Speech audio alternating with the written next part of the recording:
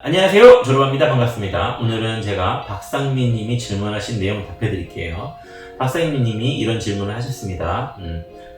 분양을 받을 때 견종을 떠나서 가장 좋은 개, 이런 개가 어떤 개라고 생각하느냐, 너의 의견을 듣고 싶다, 이런 얘기를 질문하셨습니다.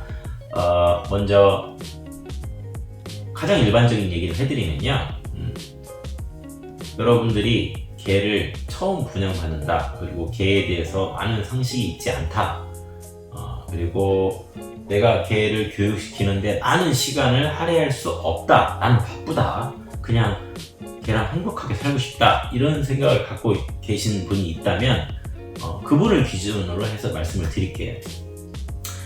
그런 분들은요, 견종을 떠나서 개가 이 세계를 편안하고 안정적이고 밝게 인식한 애를 분양받는 게 좋습니다. 개 중에서 대단히 소심한 애들이 있습니다. 소심하고 예민하고 겁이 많고 이 구석탱이에서 이렇게 쭈그리고 있고 이런 개들이 있어요. 이런 개들은 분양받는 걸 좀 피하시는 게 좋습니다. 이런 개를 분양받았을 때는 교육에 대단히 많은 시간을 할애해야 돼요. 개마다 성품이 다 다르거든요. 예를 들어서 이제 오감의 정보가 들어옵니다.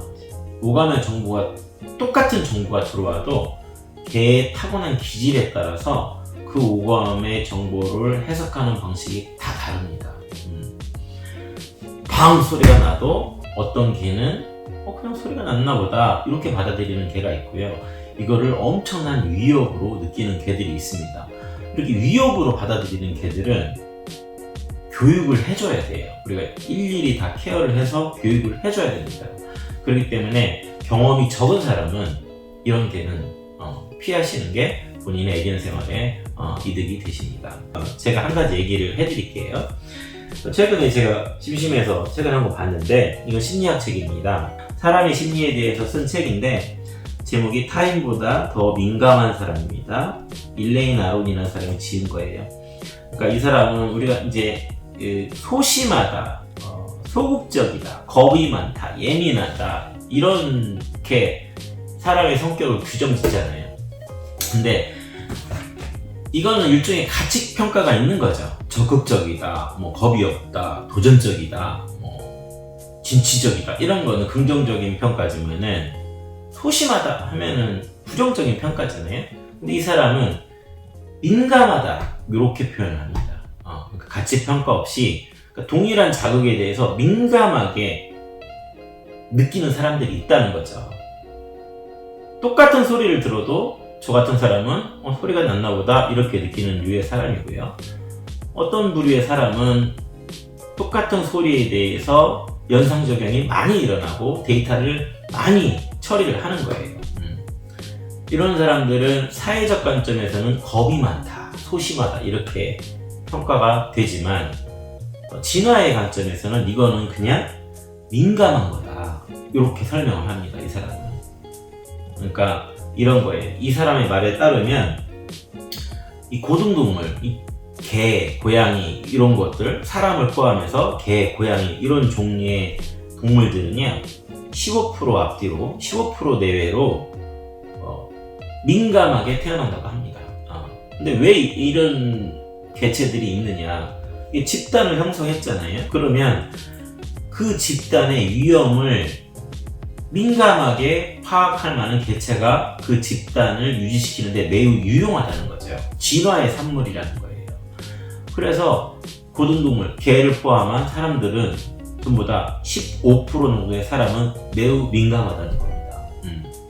우리는 그거를 소심하다, 사회적 기준에서 소심하다, 너 이렇게 겁이 많냐, 왜 이렇게 도전을 못하냐, 적극적이지 못하냐라고 얘기를 하지만 이 사람은 그냥 진화의 산물이라는 거죠. 나쁜 게 아니라는 거예요.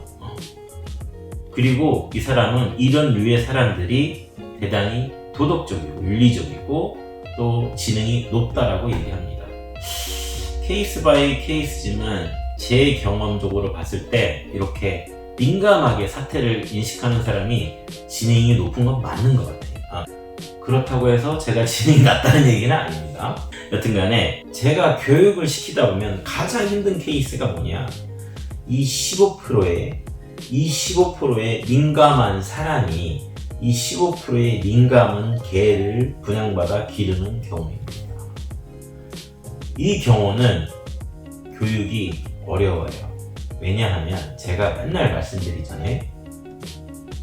관계의 중심을 나한테 끌어오고 나의 심리적 에너지를 통해서 걔를 편안하게 한 다음에 걔가 편안해지면 이 세계를 보여줘라. 그러면 오감의 정보와 걔의 심리 상태를 연결 짓는다. 이 세상은 편안한 것이 된다. 늘 이렇게 얘기하잖아요. 근데 사람이 이 15%의 민감한 사람이에요. 이 팡 소리가 나면 자기가 두려워해요. 어떤 낯선 환경에 가서 걔를 끌고 가면 자기가 심리적으로 대단히 불안하다는 거죠. 그럼 관계의 중심을 나한테 끌어왔어. 근데 내가 불안해. 그럼 걔도 불안해지죠. 그러면 세상을 인식해. 세상도 불안한 게 되는 거죠. 그래서 이 교육이 참 힘들어요. 근데 그럼 그게 그 사람 잘못이냐? 그 사람 잘못은 아니죠. 그 사람도 그냥 타고난 성품이 그런 거기 때문에 그냥 민감한 사람이에요. 이 책에 따르면 그냥 민감한 사람이고 진화에 선걸린 거죠. 그럼 어떻게 하겠어요? 그러니까 우리가 개를 분양받을 때 자기가 어떤 사람인가 이 부분을 고려할 필요가 있습니다. 동물로서의 나 자신, 그리고 내가 낯선 환경이나 낯선 개들, 낯선 사람을 봤을 때 내가 심리적으로 어떠한 상태에 놓여 있는지 자기에 대한 이해가 있어야 된다는 거죠. 그리고 거기에 맞춰서 개를 선택하는 겁니다. 자기가 정말 민감한 사람인데 민감한 개를 분양받으시면 힘들어요. 근데 자기가 소심하고 사회에 상처를 많이 받고 이런 사람들이 우리 인간은 자연을 자꾸 의인화시키고 동일시하는 그런 존재잖아요.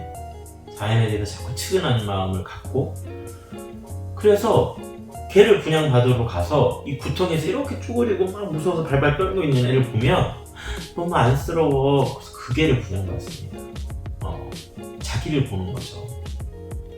예민해, 사랑이 많아. 막 낙엽만 떨어져 눈물이 삐리링 흐르고 막 이래. 그래서 그분이 그런 개를 분양받는다는 거죠.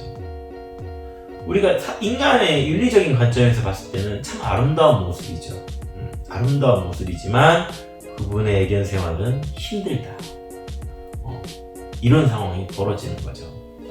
그래서 여러분들이 자기 자신이 어떤 사람인가, 동물로서의 나, 그리고 낯선 환경에서 나의 심리적 영혼을 내가 컨트롤할 수 있는가, 그 부분을 정확하게 자기가 보시고 나에 맞춰서 나에 맞는 길을 선택하시는 게 가장 현명한 길이다. 이렇게 설명드릴 수 있겠습니다. 또 하나, 이 책에서 이 책에 조르바 트레이닝 나오고 있어요. 재밌었어. 이 사람을 대상으로 쓴 책이에요. 이 사람 얘기예요. 엄마와 아이하고 안정 애착을 가진 애들이 있고 불안정 애착을 가진 애들이 있습니다. 안정 애착을 가진 애들은 어떠냐면 마음 놓고 이 세계를 경험하고 또 새로운 경험을 해도 위협으로 여기지 않는다는 거죠. 그러나 불안정 애착을 느끼는 아이들은 뭐냐면요, 어머니와 함께 새롭고 놀라운 상황을 마주했을 때 순간적으로 강한 긴장감을 보인다는 거죠. 그리고 이게 만성적인 긴장으로 이어진다, 이렇게 설명하고 있습니다. 조르바 트레이닝, 제가 맨날 말씀드리잖아요.